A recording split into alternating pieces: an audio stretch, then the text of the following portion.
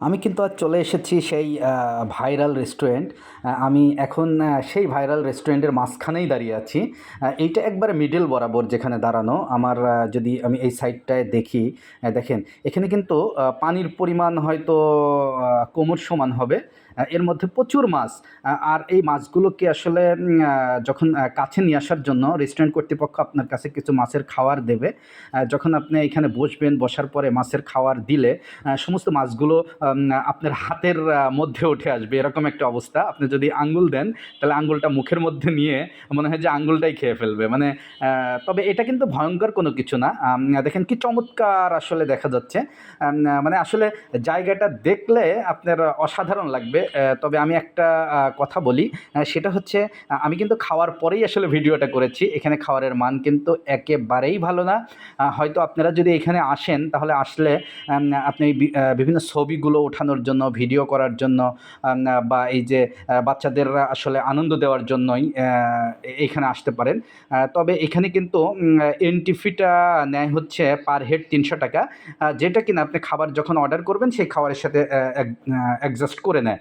কিন্তু প্রত্যেকটা খাবারের দাম কিন্তু অনেক। যেমন হায়দ্রাবাদি বিরিয়ানি আমরা খেয়েছিলাম, তারপরে লেটকা খিচুড়ি আমরা খেয়েছিলাম। প্রত্যেকটার দাম, একটার দাম নিয়েছিল ৪৯৯ টাকা খিচুড়িটা, আর হায়দ্রাবাদি বিরিয়ানি নিয়েছিল ৫৯৯ টাকা।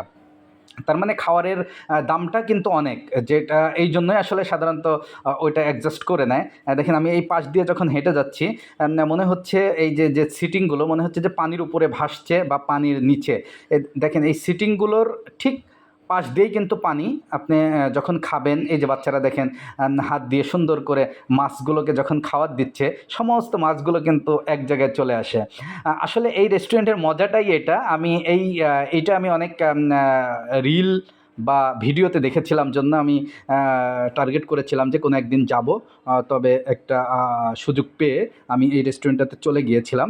আর এই রেস্টুরেন্টটা কোথায়, এইটা যদি আমি আপনাদেরকে লোকেশনটা শেয়ার করি, তাহলে এটা ৩০০ ফিট যে নীলা মার্কেটটা আছে, নীলা মার্কেটের যে চত্বরটা, ওইখান থেকে আপনি ডান দিকে গেলে, যদি কুড়িল থেকে আসেন তাহলে যে চত্বরটা, ডান দিকে গেলে হচ্ছে নীলা মার্কেট, আর বাম দিকে আসলে আপনি স্বাধীনতা চত্বর পেয়ে যাবেন। স্বাধীনতা চত্বরের কাছেই একটা দোতলা বিশিষ্ট এই রেস্টুরেন্টটা। অনেক ফাঁকা জায়গা, আশেপাশে কোনো বিল্ডিং নাই।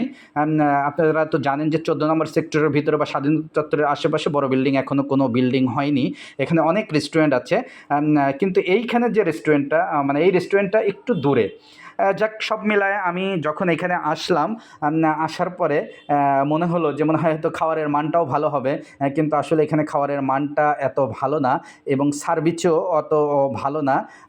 এখানে সবাই বিরক্ত, যে একবার আসছে, যে খেতে বসেছে, তারা আসলে সবাই বিরক্ত বোধ করছে।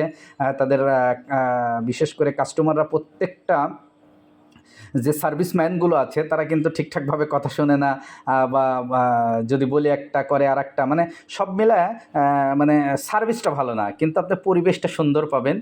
তবে এই রেস্টুরেন্টের ভিতরে ঢুকতে গেলে আপনাকে জুতা খুলে দেন হচ্ছে রেস্টুরেন্টের ভিতরে ঢুকতে পারবেন। দেখেন আমি যদি আপনাদেরকে পুরা জায়গাটাই আসলে ঘুরে দেখানোর জন্য চেষ্টা করছি। এটা যে অনেক বড় এরিয়া নিয়ে তা না। তবে এই যে গোল যে টেবিলগুলো দেখছেন, এক সাইডে 10টা টেবিল আছে, আর আরেক সাইডে আছে হচ্ছে 5টা। টোটাল এইখানে টেবিল আছে 15টার মতো। তবে এইখানে টেবিলগুলো পাওয়া কিন্তু অত্যন্ত কঠিন একটা কাজ। আমি প্রায় 40 মিনিট বসেছিলাম, তবুও টেবিল পাইনি। পরে অবশেষে এইখানে না খেয়ে আমরা পাশে টেবিলে বসে খেয়েছি, আর জাস্ট খালি ভিডিও করেছি। কারণ